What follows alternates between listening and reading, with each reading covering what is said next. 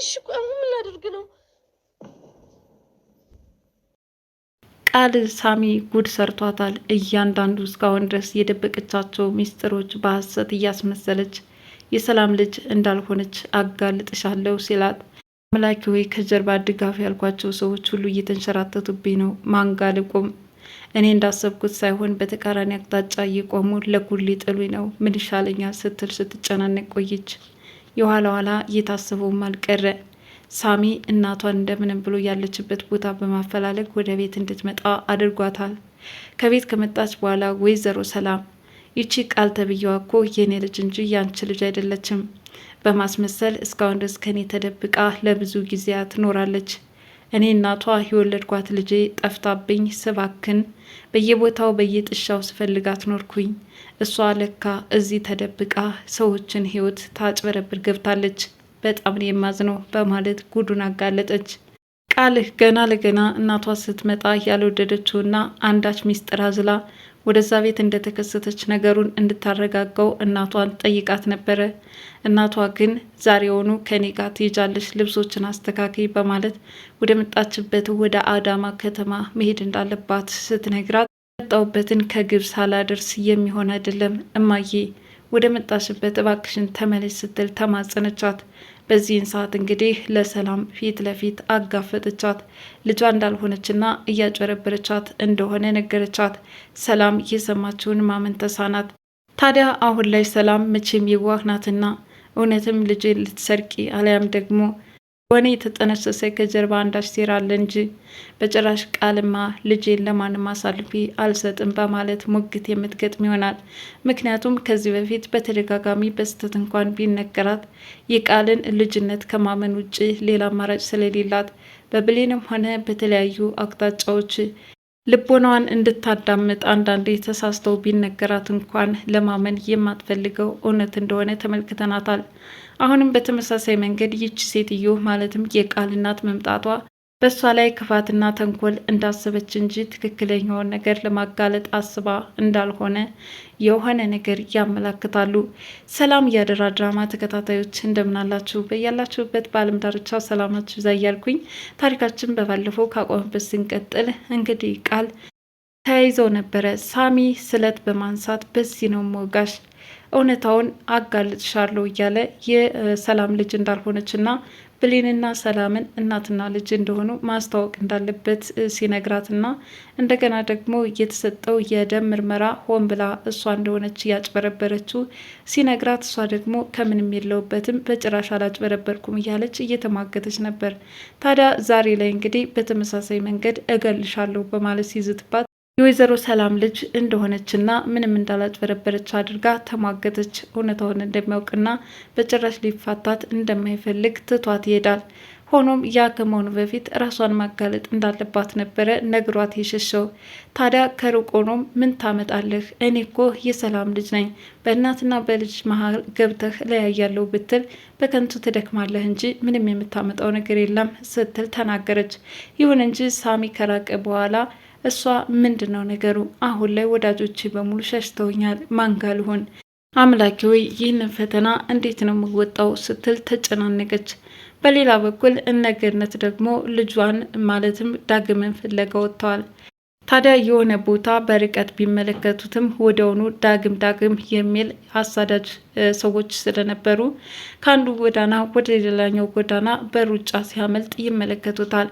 ሰዓት ጎረቤትየዋ ያውና ዳግም አለች። ለመድረስ ሲታትሩ ከዳግም ጋር ግን ሊገጣጠሙ አልቻለም። ታዲያ የልጇን ሁኔታ እየተመለከተችው ወይዘሮ ገነትም በጣም አዘነች። ልጄ እንዲተሯሩጦ ነው የሚኖረው፣ በጣም ነው የማዝነው፣ እኔ ክፉ እናት ነኝ አለች። ራሷንም ወቀሰች። በጀርባ አብሮት የነበረውና የዳግምን ሁኔታ እየተመለከተው ጓደኛው ወይዘሮ ገነት ብሌንና ጎረቤትየዋ እየፈለጉት እንደሆነ ለዳግም ነግሮት ስለነበረ እሱ ደግሞ የብሌንን መምጣት እየተጠባበቀ ነው። ብሌንም እንደምንም ፈልጋ አገኘችው። ዳግም ከወጣ ጀምሮ እናቱ ምን ያህል እየተረበሸችና እያለቀሰች እንደሆነም ነገረችው። በተለይ ደግሞ ብሌን እሱን ፍለጋ መውጣቱን ተከትሎ እንደዚህ ትፈልግኛለች፣ ታስታውሽኛለች እያለም ሲነግራት ነበር። በዚህ መካከል ጓደኛውን በሁለታቸው ምን ያህል መዋደድ መፋቀር እንዳለም እያንዳንዱ ታሪኩን እንደዘረዘረለትና አሁን ደግሞ ለሷ እያስረዳት ነው። ስለ እኔና ስለ እሱ ተውና በጣም የምትጨነቅለት የምትሳሳለት እናት አለችው። ሰሞኑን ከቤት ባለመገኘቱና ከወጣ ሰንበትበት በማለቱ እንቅልፍ ነስቷት እየተሰቃየች ነው። እናም ወደ ቤት እንዲመለስ እንደምንም ብለህ እጋብዝልኝ አለችው። ታዲያ አሁንም ወደ ቤት እንዲመለስ ስትጠይቀው እሱ ደግሞ በፍጹም እንኳን አንቺ ደህና ሆንሽልኝ እንጂ ማለትም በጣም ናፍቀሽ የነበረ በዚህ ልክ ትፈልግኛለሽ ብዬ አላሰብኩም ነበረ። እናቴ ግን የምትፈልገኝ አይመስለኝም፣ ወደዛ ቤትም አልመለስም ሲል ይመልስላታል። ቃልም አሁን ያለችበትን ሁኔታ ምን ያህል አጣብቂኝ ውስጥ እንደገባችና አቶ ኃይሉ ራሱ እንዴት ብሎ እንዳስፈራራት እንዲሁም ሳሚ ራሱ እገልሻለሁ አለዛ ደግሞ እውነታውን አወጣውና እዚህ ቤት ብን ብለሽ ትጠፊያለሽ በማለት ያስፈራራትን እያሰበች ጭንቅ ውስጥ ገብታለች። ታዲያ በሀሳብ ጭልጥ ብላ ስታያት ሰላም ምን ሆነሽ ነው? ለምንድን ነው የምትጨናነቂ? ምንድን ነው የምታስቢው? እያለችም እንደ አንድ ልጅ እያሰበችላትና እየተጨነቀችላት ነው። ታዲያ ቃልም ነገሩን አስተባብላ ከማለፍ ውጭ ምንም አማራጭ አልነበራትም። እናቲቱ ግን ልጄ የሚያስጨንቅሽን ነገር ንገሪኝ፣ ሁሌም ከጎንሻለሁ ትላታለች። ብሌንም ዳግምን እንደምንም ብላ ባብላ ወደ ወይዘሮ ገነት ቤት እንዲመለስ የተቻላትን ያህል ምክረ ሀሳብ አቅርባለትና በእናቱ ምንም አይነት ጥላቻ እንዳይፈጠርና ምንም ነገር እንዳይሰማው በማድረግ ከዛም ወደ ቤት እንዲመለስ አድርገዋለች። ቤት ታዲያ እናቲቱ ልጄ ሲመጣ ጥሩ ጥሩ ጠረን እንዲሸተው ስተሰርቼ ብን ብሎ ቤቱን ለቆ እንዲሄድ ማድረጌ ትክክል አይደለም። አሁንም ቢሆን ልጄን ከልብ ይቅርታ ላደርግለትና ልክ ሰው ይገባል በማለት ቡና ቀራርባ ሸርን ጉድ እያለች ልጇን እየተጠባበቀች ነው። እንግዲህ ከስንት ጊዜ በኋላ በስለት የተገናኙ እናትና ልጅ ነገር ግን በመካከላቸው አንዳንድ ነገሮች እየፈጠሩ በውስጣቸው እንዲሻክሩ በማድረግ ጎዳና ለጎዳና መንከራተቱ ምን ያህል ልቦናዋን እንደሰበረውና እንደተሰቃየች የእናት ሆድ ብቻ ይወቀው። በሌላ በኩል ሰላም እንግዲህ የመጨረሻ የዋህነቷ የቃል እናት በር ድረስ እንድትመጣ አድርጓታል። የቃል እናት ግን ገና በሩ ሲንኳኳና ወደ ውስጥ ተወሩራ ስትገባ በዚህን ሰዓት በጣም ነው የደነገጠችው። ምክንያቱም እስካሁን ድረስ ተደብቃ ከእናቷ ተሰውራ ነው ወንጀል እየሰራች ያለችው። እናቷ ደግሞ በጣም ንጹሕ ሰውና እስከዚህ ድረስ ተንኮለኛ ሆና ልጇን በማግኘቷ በጣም ነው ያዘነችው። አንቺ ጠፍተሽኝ ስንት ቦታ እንደተንከራተትኩኝ ለካም እዚህ ተደብቀሽ የሆነ ወንጀል ትሰሪልኛለሽ፣ በጣም ነው ያዘንኩብሽ በማለት ልጇን እየነገረቻት ነው። ገና ስታያት እንግዲህ በድንጋጤ መደነባበር ስትጀምርና ሰላም ላለ ማለት እንኳን ፍቃደኛ ያልሆነችው እናት ወደ መጣችበት እንድትመለስ ቃልም እባክሽን እማዬ እያለች እየተማጸነቻት ነው። ስለምን እዚህ መቆየት እንደፈለግሽ አውቄብሻለሁኝ፣ ልብሶችሽን ያዥና ጉድሽ ተጋልጦ ለፖሊስ አሳልፌ ከምሰጥሽ እኔ ጋር ትሄጃለሽ ስትል ጠይቃታለች። በዚህን ሰዓት ቃል ከባድ አጣብቂኝ ውስጥ እንደገባችና ለእናቲቱ የምትመልስላት ራሱ እንደተቸገረች ነው እየተመለከት ነው። ሳሚ እንግዲህ የቃልን ቅዠት እያየም ሲዝናናባት ነበረ። በእርግጥም የፎከረበትን በደንብ ነው እየተወጣው፣ በደንብ ነው እያደረገው። ለቃሉ በጣም ነው ታማኝ ሆነው። ከዚህ በፊት ብሌንና እናቷን አገናኛለሁኝ።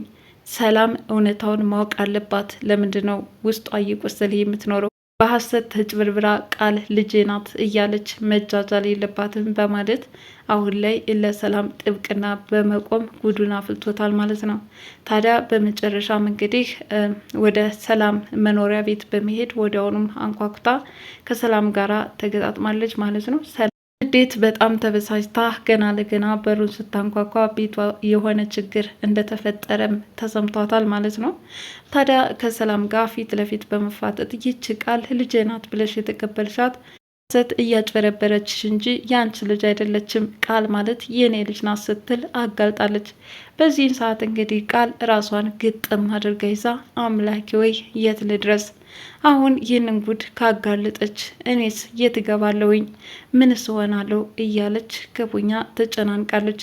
አቶ ኃይሉ ወይስ ደግሞ ሳሚ ነው ፊት ለፊት ለሰላም የሚነግራት ሲባል፣ ነገር ግን እናቲቱን አምጥታ ሀሰት በእናትነት ስትጭበረበር ከኖረችው ከሰላም ጋር እንዲገጣጠሙና ፊት ለፊት እንዲፋጠጡ ሆኗል።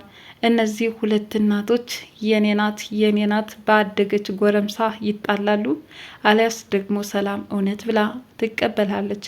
ለማንኛውም ሰላም ቶሎ የማመን ነገሩ የላትም። አንዳንዴ ደግሞ የማያሳምኑ ሀሰተኛ ነገሮች እውነት መስሏት ስትሞኝና ስትሸወድ እንመለከታታለን። ዛሬ እንግዲህ ክርክር ይቀጥላል፣ አለያም ደግሞ እውነትም ቃል ልጇ ናት ብላ አምና ትቀበላለች። አብረን እናያለን። በዛሬው ክፍል አደራ ድራማ ይህንን ይመስል ነበር። በቀጣይ ቪዲዮ እስከምንገናኝ መልካም ጊዜ። ባይ ባይ።